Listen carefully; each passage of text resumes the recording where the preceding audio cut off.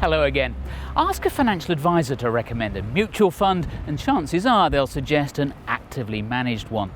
The funds you tend to see advertised or mentioned in the media are generally active ones too. And yet, independent and peer-reviewed research has consistently shown that very few actively managed funds are able to beat low-cost passive ones with any degree of persistence. My work, which applies partly to the US, sometimes to the UK and also to Germany, suggests about 70% of funds are just closet trackers. So you're paying them a fee for something that you could really do yourself. About 20% your grandma could do better than them, so they actually remove value from the investment process. And about 5% probably are skilled managers. But having said that, they are probably harder to find than the Higgs Boson. It's hard to imagine any other industry surviving, let alone thriving, when only 5% of its products actually work.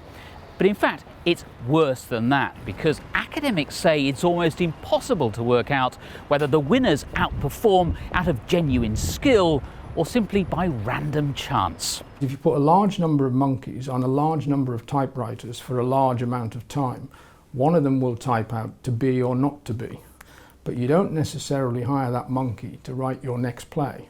When you take random chance into consideration, the number of active managers who outperform as a result of skill is even smaller. And of course, the challenge is to identify future star performers in advance. As Professor Cuthberston says, investing in active funds is effectively a gamble. One explanation for why so many of us do it, he says, is that people like gambling.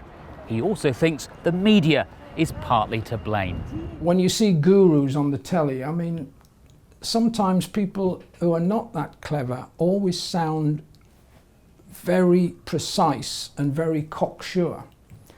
Whereas somebody with maybe slightly more intelligence, is always a bit circumspect and uncertain. And it's always the one-handed guru rather than the two-handed one who seems to win.